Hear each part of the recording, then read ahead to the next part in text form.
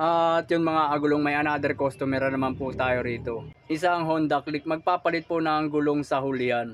Isang brand po ng Corsa, 100/80 po ang kanyang gulong na ipapalit. 6 AM po ng umaga ito dumating ang ating customer. Maaga pa po Hindi totoo at yan. pinamano nga po natin ito. Bago po tayo magsimula, maraming salamat po sa aking mga new followers, sa mga followers ko na rin, sa top fan at sa mga nag-share ng aking mga ina-upload. Salamat po sa inyong lahat. Shoutout nga po pala sa ating idol na si Ryan Gisera, Victor Fernandez Silvestre, ganon din ka Jesse Joseph Costan. Shoutout po sa inyong lahat. Pako na nga po tayo sa ating ginagawa. Ang alam kasi ng ating customer, sa tire machine natin ito gagawin. Nabudol ko pa ang ating customer dito mga agulong. Tinanggal ko muna bago ko sinabi na hindi po pwede sa ating tire machine. Dito nga mga agulong, tuluyan na nga po natin tinatanggal ang kanyang gulong. Ang lumang gulong po niya ay ang sukat 110/70/14. May kalaparan din po na mababa siya. Sa pagtatanggal lang naman ito mga agulong ang kailangan mo lang naman talaga pag nagmamano ka nito ay ingatan mo. Lalo na sa mga ganitong pinturadong mugs ay wag po kayong gagamit dyan ng basahan. Pwede naman po yung plastic bottle or ganitong hose din. Ngayon mga agulong, iaangat na lang po natin yung kabilang side para hindi na po natin gamitan ng plangka. Dito naman po, hindi po natin kaya iangat. Ang ginawa ko po dyan, may pang cover po tayo dyan sa mugs. Ang gagawin ko po rito ay sisikwatin po natin to ng plangka. Make sure lang po sa pagsisikwat na yan, yung dulo ng pinaka-plangka ay hindi tumama doon sa pinaka-mugs. Pag tumama naman po ang pinakadulo niyan ay magkakaroon po ng gas-gas or magkakaroon ng scratch yung pinaka-top ng ating mugs na sinisikwat natin. Dito mga agulong, ginamitan ko po siya ng rubber hammer. Sa pagtatanggal nito, pwede nyo na pong kamay niyan or hugutin dahil nakalabas na po ang pinakalabi. Tuluyan na nga po natin natanggal ang gulong. At ipapakita ko po ang mugs na ito. Punasan muna natin para makita nyo po kahit mano-mano ay hindi natin nagasgas yan. Ito na po, napakakinis pa rin po kahit mano-mano po yan. Talagang legit po nating hindi na karoon ng gasgas. Sana all.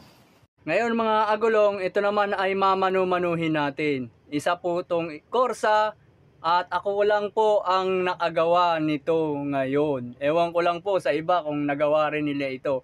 Mano-mano po yan sa pag-install natin na wala pong ginamitan na plangka. Corsa 100/80/14. Pagdating talaga sa Corsa mga agulong, napakakunat po talaga nito. Hindi totoo yan. Ngayon mga agulong, ang ginawa ko dyan, pinres-press down ko po yan ng aking palad. At piniwersa ko na rin po ng aking Hindi ko po kasi talaga expected na ganito kakunat ang Corsa mga agulong. Kung aari lang po talaga sa ating tire machine na ito, hindi po ako magmamano-mano ng ganito. Sana soon mga agulong makabili naman tayo ng pang motor. Pag pinagpala tayo ni Lord, talagang magkakaroon tayo niyan. Yan naman po talaga ang prayer ko para hindi na po rin ako mano-mano. Kung umabot ka man dito sa video na ito, maraming salamat po sa iyong pananatili sa aking in-upload. Bumalik na nga po tayo sa ating ginagawa. Mga agulong, ang kailangan mo naman talaga dyan ay i-press down mo. Talagang i-invest ka talaga rito ng lakas. Talagang kailangan mo rito, tiyaga lang sa pag-press.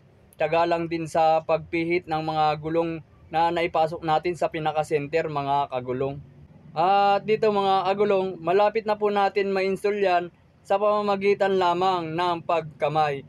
At isama na rin ang paa. Dito mga agulong, hindi ko po ine-expected na dadaplis ang ating kamay rito. Sa trabaho talaga, lagi tayong mag-ingat.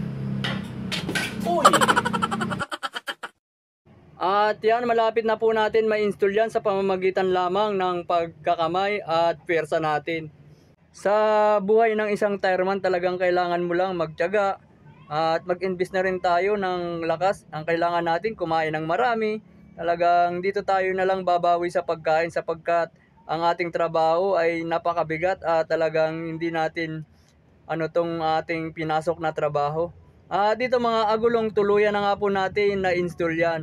At papakita ko po yan kahit ni minano-mano po natin ang pagbabaklas yan at binalik natin sa pagkakamay, hindi po yan nagkaroon ng gas-gas. Yung pinapatungan ko po mga agulong, isa po yung gulong ng isang forklift. Hindi totoo yan. At binabalik na nga po natin ang kanyang bracket, punasan uli natin ang pinaka-max. Hindi ko na po pinakita ang lahat ng pag-i-install nito dahil sobrang haba na po. Sana nakaabot po kayo rito sa aking video. At ito, finished product natin mga agulong. Hanggang dito na lang. Maraming salamat po sa inyong lahat sa walang sawang pagsuporta sa aking mga ina-upload.